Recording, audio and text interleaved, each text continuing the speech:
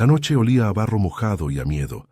Esperanza llevaba 3 días sin dormir, los pies descalzos sobre las raíces que se hundían en el lodo del río Bravo. El agua corría negra, indiferente, como si no fuera testigo de nada.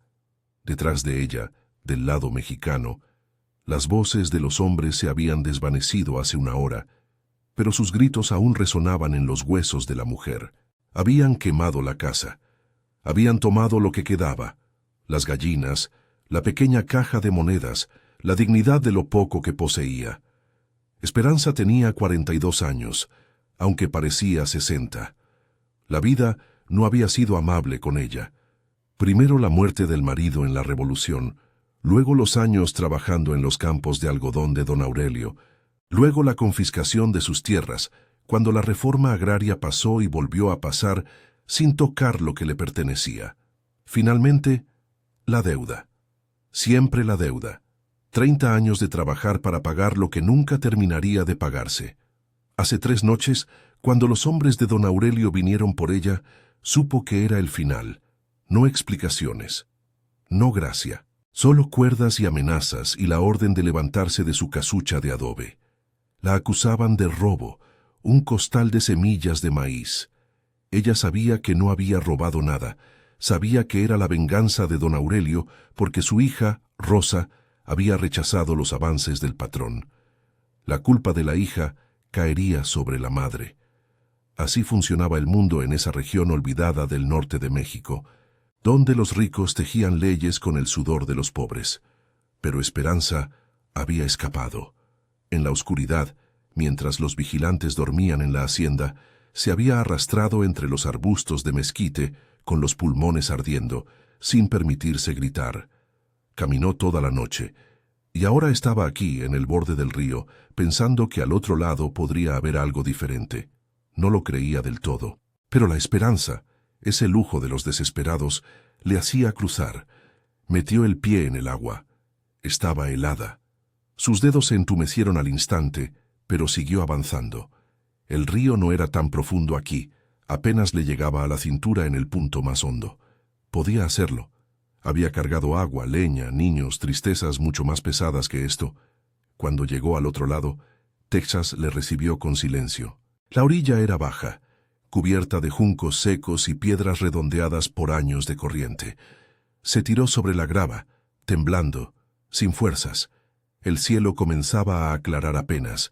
Pronto sería de día. Pronto tendrían que moverse. Pero mientras yacía allí, recuperando el aliento, sus ojos captaron algo en la penumbra. Un sendero gastado, pisado muchas veces. Las hierbas a ambos lados estaban aplastadas, como si muchos pies hubieran pasado por allí. Esperanza se incorporó lentamente, mirando hacia donde conducía ese camino. Al norte, entre los matorrales densos, se distinguía una estructura. Apenas una silueta, pero estaba allí. Un techo, paredes. Se acercó con cautela, descalza, dejando un rastro oscuro donde sus pies mojados tocaban el polvo. La casa surgió de entre la niebla matinal. Una vieja hacienda de adobe, con las ventanas tapiadas con tablones podridos, la puerta colgando de un único gozne, las paredes desmoronadas en varios lugares, mostrando los tejidos internos de ladrillo crudo. No era grande. Había sido quizá la casa de un capataz o un ganadero de segunda categoría. Ahora era solo abandono. Esperanza rodeó el edificio lentamente. En la parte trasera, una pequeña puerta de madera estaba semiabierta. Adentro, la oscuridad era casi completa. Olía a descomposición, a años sin aire, a secretos guardados en polvo. Entró. Sus ojos necesitaron varios minutos para acostumbrarse. Gradualmente, las formas emergieron de la penumbra. Un escritorio volcado, papeles esparcidos y desintegrados, botellas vacías, lo que había sido un catre, ahora solo tablas retorcidas, pero lo que detuvo su corazón fue lo que vio en el rincón más alejado de la sala. Cadenas, pesadas cadenas de hierro oxidado, fijas a la pared con grapas, 2 juegos, como si 2 personas hubieran estado encadenadas allí, lado a lado durante años. Esperanza se quedó inmóvil, mirando esas cadenas como si fueran una visión de otro mundo. Su cuerpo reconoció el miedo ancestral de su gente, el hierro, la esclavitud, la prisión. Salió corriendo de la casa sin saber muy bien por qué. Corrió hacia los matorrales, hacia donde el río seguía su camino indiferente. Se quedó allí, respirando con dificultad, preguntándose qué había hecho, de qué había escapado en México solo para encontrar esto. Pero mientras la mañana se alzaba lentamente, tiñendo el cielo de naranja y violeta, Esperanza sintió algo más fuerte que el miedo: curiosidad. Y algo más profundo aún: reconocimiento. Esas cadenas hablaban un idioma que ella conocía demasiado bien: el idioma del sufrimiento sistemático, del robo de libertad, de la explotación que ningún río podía borrar. Se limpió el barro de las manos en su falda, se pasó los dedos mojados por el pelo, tomó una decisión que cambiaría todo. Volvería a esa casa, averiguaría qué había pasado allí, porque si había aprendido algo en sus 42 años de vida, era que los secretos enterrados siempre encuentran la manera de reaparecer, y que a veces el único acto de resistencia es la verdad. Capítulo 2. Las huellas del pasado. Esperanza pasó los primeros días escondiéndose. Encontró un pequeño refugio en las ruinas de lo que había sido un establo, a unos 200 metros de la hacienda. Desde allí podía observar sin ser vista, acechando como un animal acorralado que aún buscaba una salida. El segundo día una camioneta pasó por el camino que atravesaba la propiedad abandonada. 2 hombres. Llevaban rifles. Esperanza se enterró en el polvo del establo, conteniendo la respiración, rezando a la Virgen en susurros que solo sus labios podían escuchar. Los hombres no bajaron.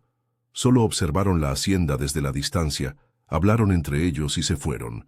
Buscadores de frontera o traficantes o ambos. Cuando la noche volvió a traer oscuridad, Esperanza regresó a la casa principal. Esta vez, armada con un palo que había encontrado y la determinación de quien no tiene nada que perder, entró con más propósito.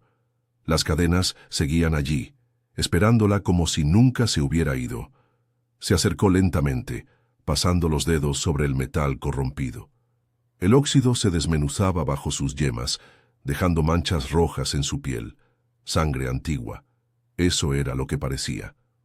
En el suelo, cerca de donde terminaban las cadenas, había una caja de madera, casi enterrada en el polvo acumulado de décadas. Esperanza la sacó con cuidado, tosiendo por la nube de polvo que levantó. La caja era pequeña, no más grande que una caja de zapatos, pero pesada, cerrada con un candado que ya no funcionaba. La corrosión había hecho su trabajo. Dentro, envuelto en telas que una vez fueron blancas, había un cuaderno. Esperanza lo sostuvo con las manos temblando. No sabía leer bien, apenas podía descifrar palabras simples, pero reconocía lo que tenía en las manos: una confesión, un registro, una voz que había estado callada durante años, quizá décadas, esperando a alguien lo suficientemente desesperado como para venir a escuchar. Volvió al establo con el cuaderno. Pasó toda la noche bajo la luz de la luna, estudiando cada página, cada palabra, sus labios moviéndose lentamente para pronunciar lo que sus ojos no comprendían del todo.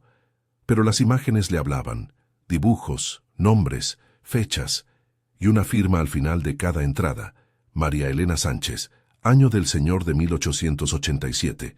La primera entrada que logró leer completamente decía así: me llamo María Elena Sánchez, tengo 23 años, soy la esposa de Aurelio Mendoza, capataz de esta hacienda. Escribo esto para que alguien algún día sepa lo que sucedió aquí, para que la verdad no muera con nosotras. Esperanza cerró el cuaderno, sintiendo como si hubiera tocado algo sagrado. Nosotras, plural. Había más de una víctima. Durante la siguiente semana, Esperanza pasó cada noche leyendo. Procesaba las palabras lentamente, a veces silabando, a veces pidiendo ayuda a su propia intuición para llenar los espacios que no podía descifrar. Gradualmente, la historia de María Elena se desplegó ante ella como una herida que se abría después de 130 años. María Elena había sido criada en la hacienda San Aurelio, propiedad de don Sebastián Cortés, un hacendado mestizo que enriquecía su fortuna con mano de obra casi esclava. A los 19 años, María Elena fue elegida, como una vaca en el mercado, escribió, para casarse con Aurelio Mendoza, el capataz. No era un matrimonio de amor, era un arreglo económico. María Elena traía una pequeña dote y Aurelio ofrecía seguridad y comida. En el contexto de la pobreza colonial tardía del norte de México, era considerado un matrimonio decente. Pero pronto después de la boda, Aurelio reveló su verdadera naturaleza. Era violento, controlador, pervertido. En las páginas del cuaderno, María Elena describía en términos cuidadosos pero claros cómo Aurelio la mantenía encadenada en el sótano de esa misma hacienda, donde Esperanza ahora estaba leyendo. No siempre. Solo cuando venían visitas de don Sebastián, solo cuando él lo decidía. Lo llamaba su castigo. A veces porque ella había hablado sin permiso, a veces porque había llorado, a veces sin razón, pero lo más horroroso vino después, cuando María Elena escribió sobre la otra. Había otra mujer, una joven esclava llamada Lucía, traída desde Veracruz, comprada directamente de traficantes. Lucía también fue encadenada. Las dos juntas, lado a lado, noches enteras, mientras Aurelio las observaba desde la oscuridad, del otro lado del cuarto. Lucía tiene 19 años, escribió María Elena en una entrada de 1889. Es más fuerte que yo, no llora.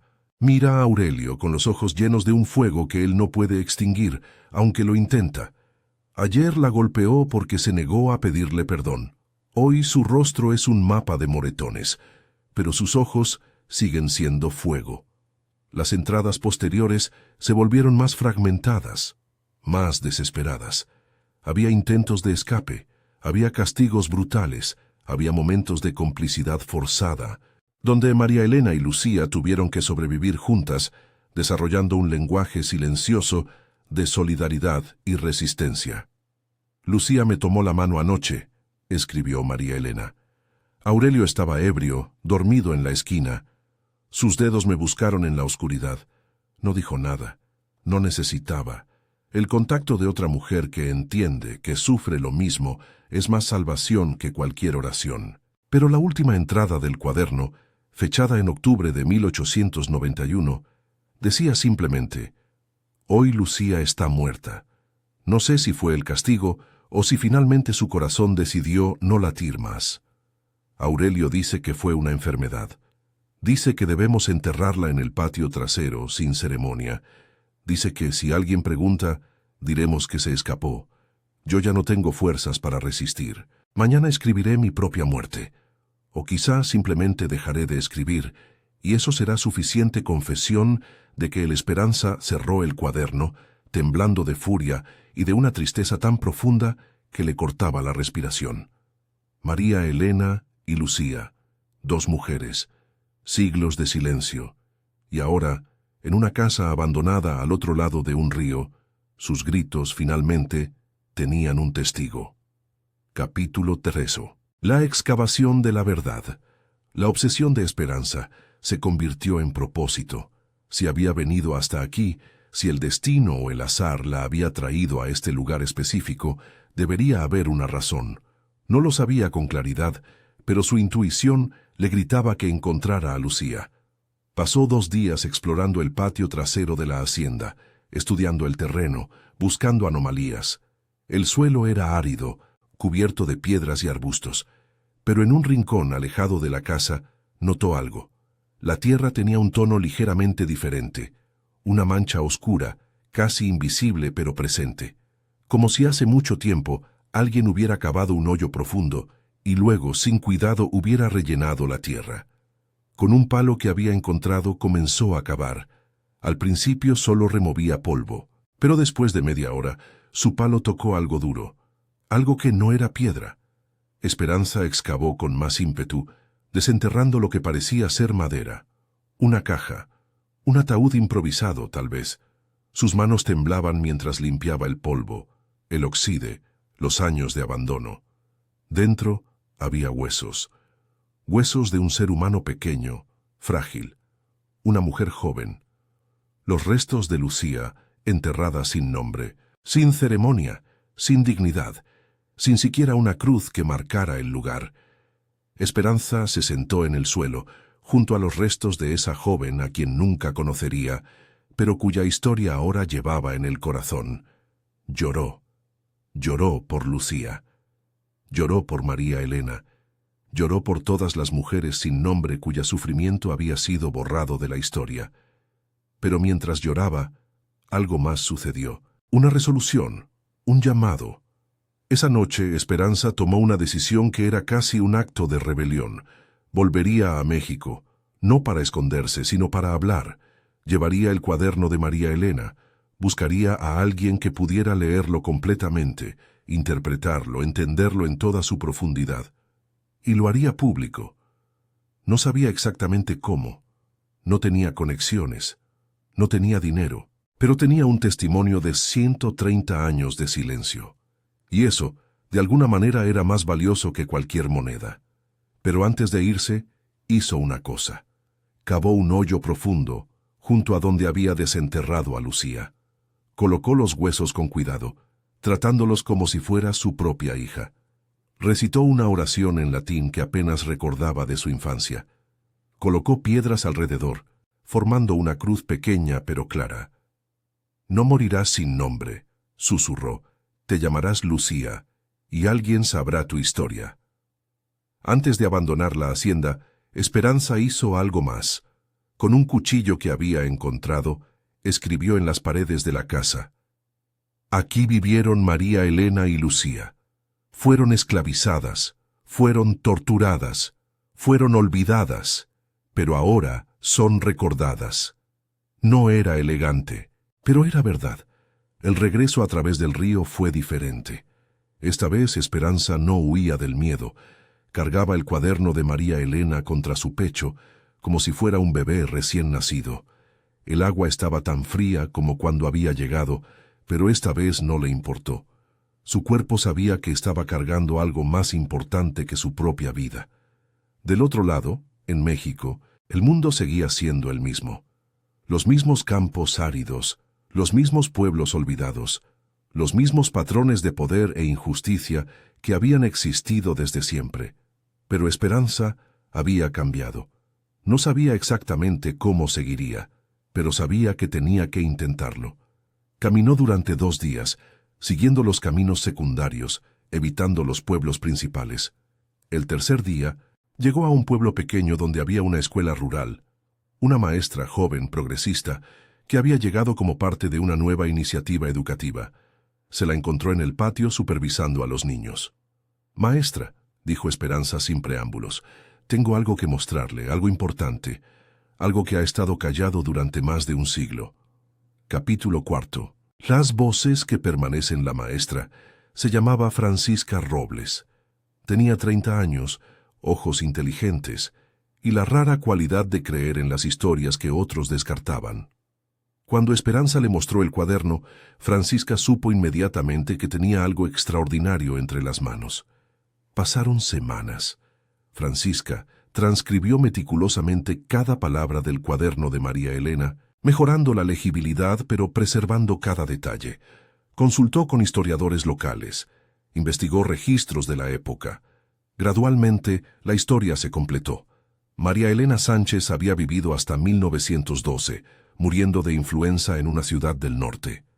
Antes de morir, había entregado su cuaderno a una amiga de confianza, una mujer que comprendía la importancia de lo que contenía. Ese cuaderno había pasado de mano en mano durante décadas, siempre guardado en secreto, porque la historia de Lucía, de María Elena, de Aurelio Mendoza, era demasiado peligrosa para aquellos en el poder. Aurelio Mendoza había vivido hasta 1915, muriendo bajo un tiroteo entre revolucionarios y federales. Su muerte fue considerada un acto de justicia divina por algunos, pero el registro oficial no mencionaba sus crímenes. La hacienda San Aurelio había sido abandonada después de la Revolución Mexicana, sus propiedades confiscadas y reasignadas.